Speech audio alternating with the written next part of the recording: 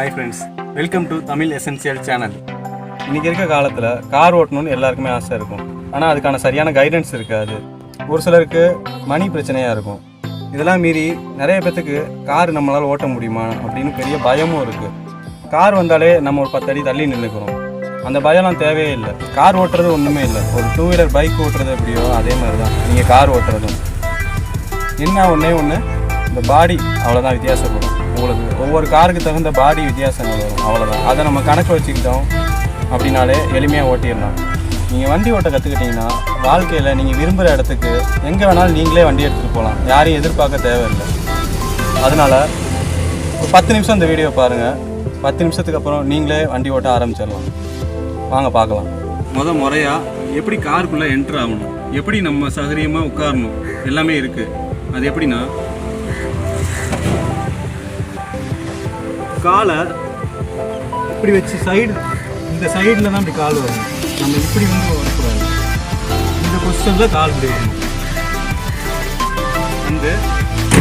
உங்கள் சீட்டில் நீங்கள் கம்ஃபர்டபுளாக ஃபஸ்ட்டு உட்காந்துக்கணும். ஃபஸ்ட்டு வண்டி நீங்கள் கற்றுக்க போனீங்கன்னா வண்டி கியரில் இருக்கா இல்லையான்றதை எப்படி தெரிஞ்சுக்கலாம்னா, இந்த இது பாருங்கள், இதுதான் கிளச்சு, இது பிரேக், இது ஆக்சிலேட்டர். இதுதான் பார்த்துக்கணும். இது கிளச்சு, இது பிரேக்கு, இது ஆக்சிலேட்டர். நீங்கள் ஃபஸ்ட்டு கிளச்சை மிதிச்சுக்கோங்க. கிளச்சை மிதிக்கும் போது இல்லை ஓட்டும் போது எப்பொழுதுமே காலை மிதிக்கிறது இந்த இடத்துல வச்சு மிதிக்கணும். நீங்கள் விரல்லையோ இல்லை இப்படி வச்சோ மிதிக்கக்கூடாது. நீங்கள் மிதிக்கக்கூடிய இடம் இந்த இடம், இந்த விரல்களுக்கு மேலே உள்ள பகுதி, இந்த இடத்துல இருந்து தான் நீங்கள் அந்த கிளச்சை மிதிக்கணும். மிதித்து ஃபுல்லாக மிதிச்சிடணும். பாதி மிதித்தா சீக்கிரமே கிளச்சு பிளேட்டு காலியாகிடும். அதனால் நீங்கள் பண்ணக்கூடியது இந்த இடத்துல வச்சு அழுத்தி ஃபுல்லாக கிளச்சை உள்ளே அமுத்திடணும். அந்த வண்டியோட பாடியில் டச் ஆகிற அளவு வரையும் நீங்கள் கிளச்சை அமுத்திடணும். அமுத்திட்டு கியரை மூவ் பண்ணி பார்க்கணும். கியர் கை வச்சு இப்படி 2 சைடும் அசைச்சு பார்க்கணும். அசைச்சு பார்த்தோன்னா அது நியூட்ரலில் இருக்குன்னு அர்த்தம். ஏன்னா கியரில் இருக்கும் போது உங்களால் 2 சைடும் அசைக்க முடியாது. எல்லா வண்டியிலையுமே 4 கியர் 5 கியர்னு ஒவ்வொரு வண்டிக்கு தகுந்த மாதிரி கியர் சிஸ்டம். இப்போ நம்ம மேக்ஸிமம் பார்த்தோன்னா இந்த மாதிரி வரும். எப்படின்னா, ஃபுல்லாக அழுத்தி ஃபஸ்ட்டு கியர் போடுறீங்கன்னா நியூட்ரலில் இருக்குன்னு தெரிஞ்சுக்கிட்டிங்கன்னா, ஃபஸ்ட்டு கியர் போடக்கூடியது ஒரு சைடு தள்ளி, லெஃப்ட் சைடு தள்ளி, இப்போ ஃபஸ்ட்டு கியர் கீழேனா இப்படி அழுத்தணும். அழுத்தி மெதுவாக ரிலீஸ் பண்ணணும்.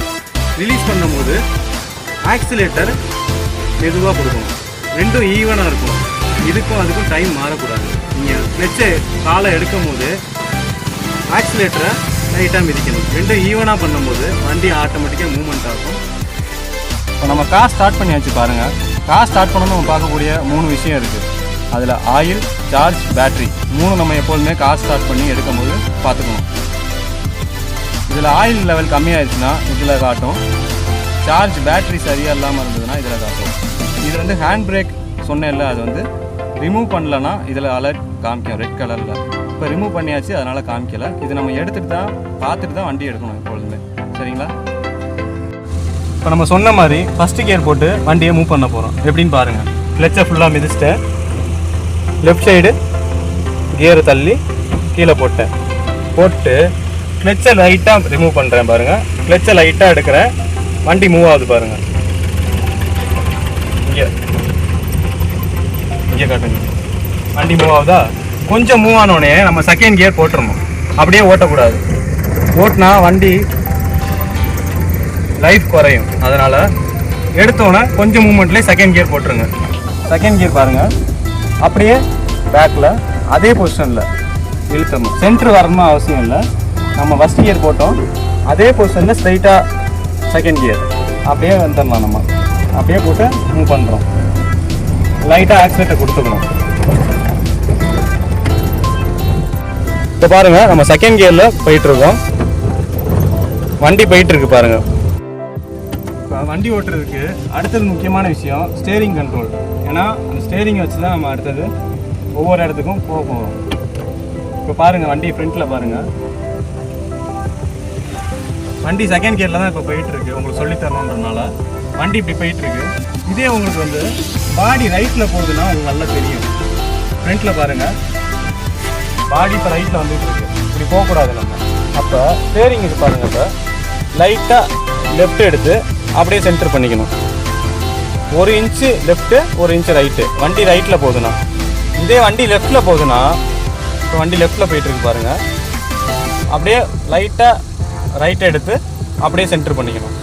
நம்ம எந்த சைடு வண்டி போதோ அதுக்கு ஆப்போசிட்டாக ஒரு இன்ச்சு நகர்த்தி அப்படியே சென்டர் கொண்டு வந்துடணும். உடனே நகர்த்தினதோட விட்டுறக்கூடாது. எந்த சைடு போதோ அந்த சைடு இல்லாமல் வண்டியை ஆப்போசிட்டில் ஒரு சைடு வளைச்சி லைட்டாக சென்டர் பண்ணிக்கணும். பண்ணோன்னா வண்டி சென்டர் ஆகிடும். நம்ம அதே மாதிரி தான் மூவ் பண்ணி போயிட்டு இருக்கணும். நம்ம சொன்னது தான் ஸ்டியரிங் சொன்னேன் இல்லை, அந்த சிஸ்டம் தான். இப்போ நம்ம வெளியிலேருந்து அதை பாருங்கள் எப்படி பண்ணுறேன்.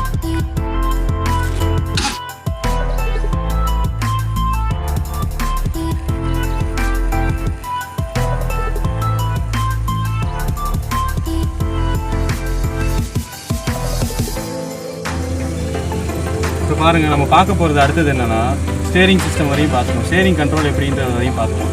அடுத்தது நம்ம பார்க்க போகிறது, இப்போ பாருங்கள், முன்னாடி ஒரு வண்டி ஸ்பீடாக போயிட்டுருக்குன்னு நினச்சிக்கோங்க. அந்த வேன் தான் ஸ்பீடாக போயிட்டுருக்குன்னு வச்சுக்கோங்க. நம்மளும் ஆன் தி வேலை போயிட்டுருக்கும் போது வண்டியை நம்ம குறிப்பிட்ட ஸ்பீட்லேயே குறிப்பிட்ட டிஸ்டன்ஸ்லேயே சைடு எடுக்கணும். நம்ம இப்போ ரொம்ப க்ளோஸாக போய் நம்ம சைடு எடுக்கக்கூடாது. ஏன்னா அந்த வண்டி திடீர்னு பிரேக் போட்டால் நம்ம அந்த வண்டியில் போய் இடிக்கிறதுக்கு சான்சஸ் இருக்குது. அதனால் நம்ம குறிப்பிட்ட டிஸ்டன்ஸ்லேயே வண்டியை வளைக்கிறோம். வண்டி வளைச்சி சைடு வைக்கும் போது சைடு மிரர், பேக் மிரர் எல்லாத்தையும் பார்த்துக்கணும்.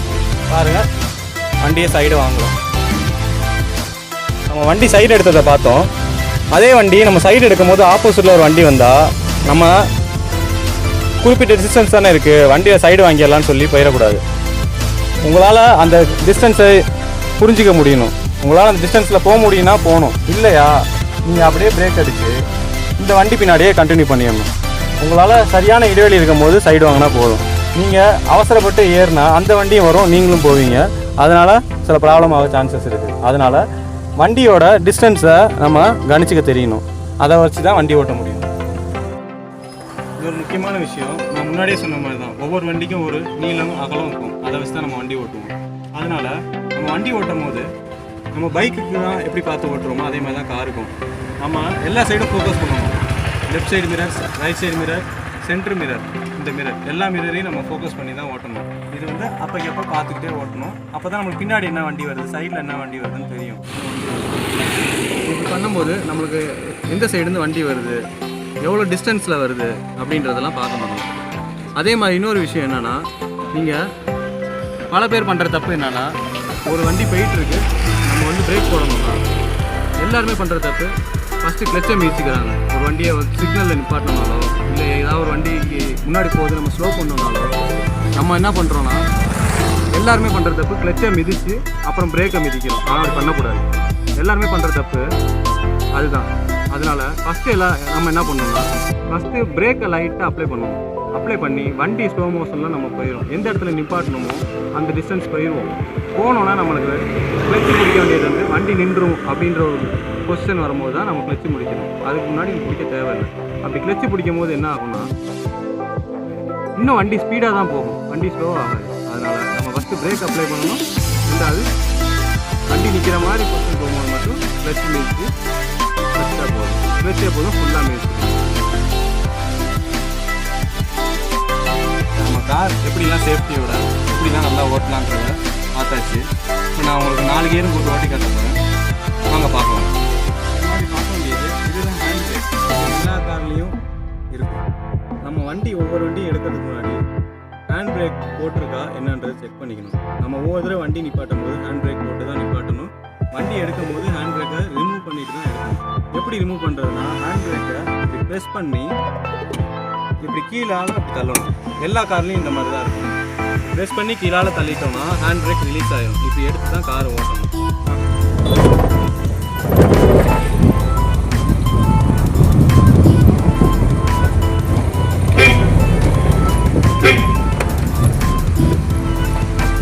இப்போ நம்ம டேர்னிங் வந்தாச்சு. ஏதாவது ஸ்பீட் பிரேக்கர் வருதுன்னா நம்ம செகண்ட் கியர் வந்துடணும் வண்டியை. நம்ம அதே கியரில் போனால் வண்டி ஸ்லோவாகி நின்றோம். பைக் மாதிரியே தான். அதனால் ஸ்பீட் பிரேக்கர் இல்லை நம்ம ஸ்லோவாக வந்துட்டோம், ஒரு குறிப்பிட்ட அளவுக்கு ஸ்லோவாகிடுச்சுன்னா நம்ம செகண்ட் கியர் வண்டி எடுத்துக்கணும். இல்லைனா வண்டி நின்றோம். முன்னாடி ஒருத்தவங்க போகிறாங்க. இப்போ நம்ம முன்னாடி ஒருத்தவங்க போகிறாங்க, ஸ்பீட் பிரேக்கர் வந்துச்சு. இப்போ அவங்க நம்ம ஹார்ன் அடிச்சனால விலகிட்டாங்க. எப்படி நம்ம சைடு எடுக்கணும்னா இப்படி சைடு எடுத்து அவங்கள நம்ம கம்ப்ளீட் பண்ணிட்டோமான்னு சைடு மிரர் பார்த்துக்கணும். பார்த்துட்டு திருப்பி லெஃப்ட் வரணும். பின்னாடி அந்த நாட்டை போகிறது தெரியுது. ஆனால் இங்கே இப்போலாம் பிரேக் இப்போ ஸ்பீட் பிரேக்கர் வருது. இப்போ நம்ம செகண்ட் கியர் போட்டிருக்கேன்.